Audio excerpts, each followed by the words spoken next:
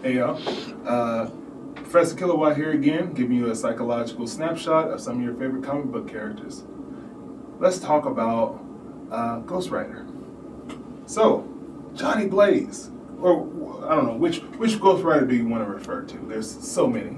But when we actually talk about Ghost Rider as the entity, they're all Ghost Riders are facing the same golden thread of assumption, which is choice.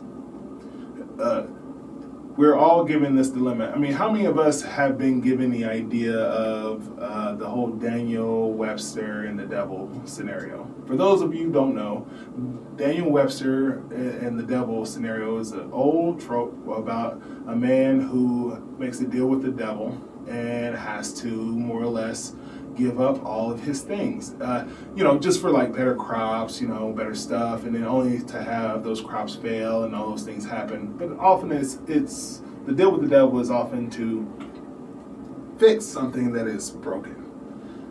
Johnny Blaze, much like most Marvel characters, is afflicted. He is afflicted with a conundrum that you have to face reality and you have to deal with loss.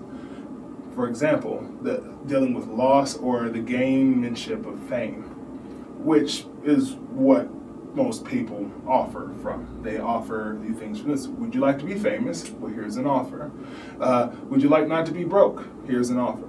For Johnny Blaze, the offer that was presented to him by Mephisto, which is Marvel's version of Satan, is essentially to save his father, save a career, save something. What's the complex? What would you give up to save something? So I want you to imagine signing on the dotted line in your blood and you relinquishing your soul, but being given all these powers and recognizing that the person you sold your soul to has no real goodwill or good intention of using your soul or anything. It's just to get your soul. They're going to get something out of you. What does this do to the psyche of what I would essentially call Marvel's first, and people will debate me on this, Antihero? Well, what it does is it starts to expose what Ghost Rider actually does. Does anybody know what Ghost Rider does in the sense of fighting for vengeance? See, he's constantly thwarting demons. He's constantly thwarting, or more or less fighting, combating the dark spiritual version of the Marvel Universe. Oftentimes in comparison to DC's Constantine, in the sense of constantly making deals with the devil and conning them out of those deals. The difference between Constantine and Ghost Rider is the fact that Ghost Rider's not conning anybody. What he is doing is peering into the souls of any of the people he faced and exposing any of the dark deeds in which they've done. It's an interesting, ironic superpower for a demonic entity that is encapsulated within a man. What does that speak to? So here's the question out of all this. Is Ghost Rider a hero? Is he? For the things that he does he do it for selfish intentions of getting his soul back, or from the devil, or does he do it for the good intentions towards men? The funny thing is that this becomes a conversation more spiritual than psychological about man's free will, whether or not, if given the powers to do good things from evil, how would a man act?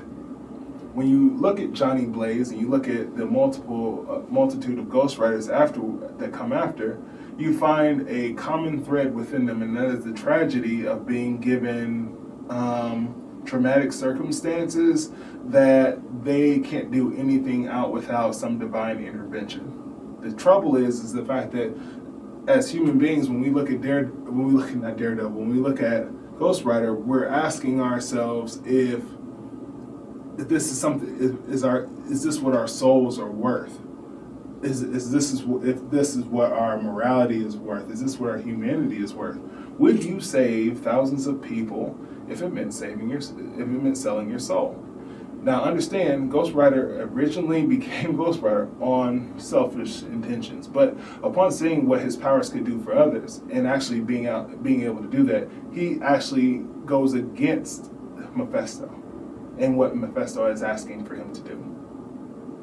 So I think the question I'm asking is Ghost Rider a hero, anti-hero, or more or less is he a villain?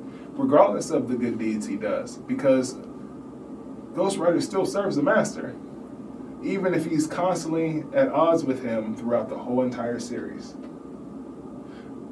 And just think of the psychological torture that a man must go through, constantly living in hell, or more or less, your skull catching on fire, and you looking into the holes of other human beings, knowing that you came about these powers because you were unable to face your own.